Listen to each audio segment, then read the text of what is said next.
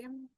Assalamualaikum warahmatullahi wabarakatuh. Perkenalkan, nama saya Gasya Maharani, dan NIM-nya 6421160 dari kelas 647F31.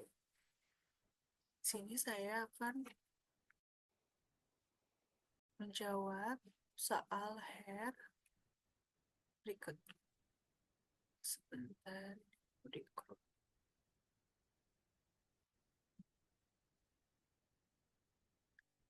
Baik, jadi untuk soal yang pertama, dari 5 sampel merek sepatu yang diberikan kepada 25 orang, dilakukan pencatatan tentang berapa lama produk-produk tersebut tahan lama. Ke-25 orang itu dibagi secara acak ke dalam 5 grup dan masing-masing grup diberi satu merek sepatu. Data yang diperoleh dicantumkan dalam produk-produk sebagai berikut. Yang pertama, mereknya itu ada Reebok, ada Bata, Nike, Adidas, dan Converse. Di sini ada datanya 5, 4, 8, dan sebagainya.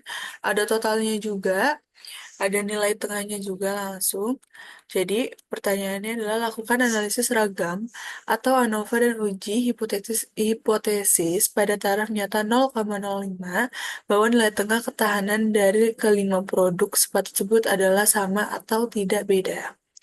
Jadi jawabannya, pertama, langsung. Data yang diberikan ada sebagai berikut: Reebok, Bata, Nike, Adidas, dan Converse. Terus total dari data tersebut ada 5 merek sepatu dikali 5 orang, 25 data. Ini langkah yang pertama itu, hitung rata-rata tiap grup. Pertama, rata-rata Reebok, X1, 5 ditambah 4, tambah 8, tambah 6, tambah 3. Terus dibagi 5. 5 itu dari 1, 2, 3, 4, 5. Dan sebagainya sama. Mengikuti juga bawahnya. Yang kedua adalah menghitung nilai rata-rata total. Rata-rata total X total adalah rata-rata dari semua data yang ada, yaitu 132 dibagi 25. 132 itu adalah hasil semua Reebok, Adidas, Nike itu ditambah-tambahin. Dibagi 25 sama 5,28. Untuk langkah yang ketiga adalah menghitung sum of square between atau yang disebut biasa SSB. Cara menghitungnya gini, N1 tutup kurung X1 dikurang S total pangkat 2. Di mana N1, 5 jumlah sampel untuk setiap grup dan X1 adalah rata-rata untuk setiap merek sepatu. Terus cara ngitungnya adalah gini, sebagai berikut. SSB, maaf,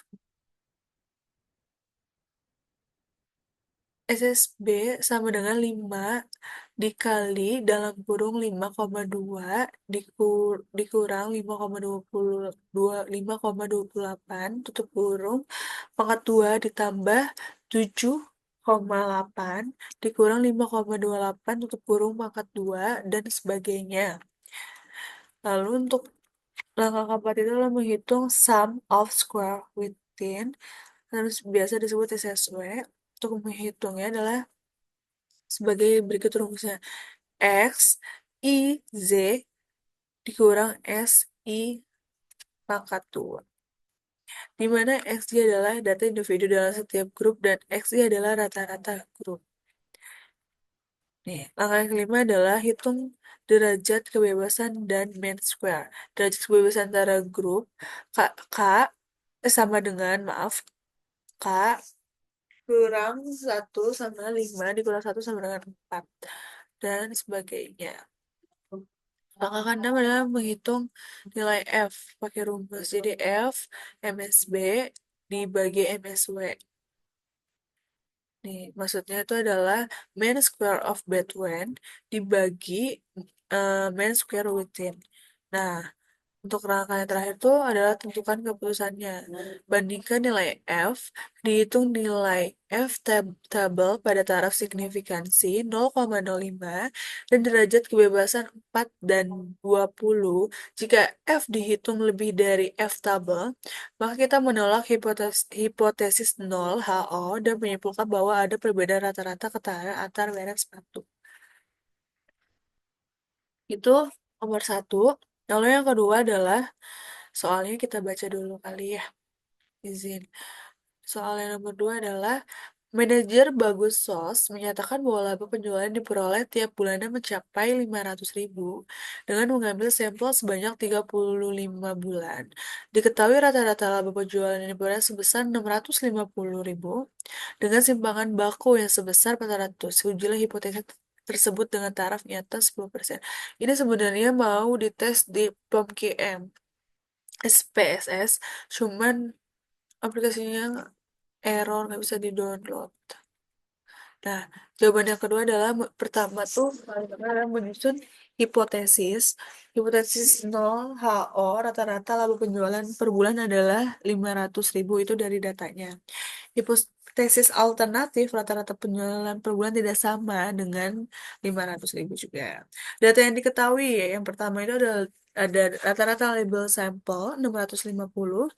Yang kedua lalu ada nilai rata-rata yang dihipotesiskan 500.000.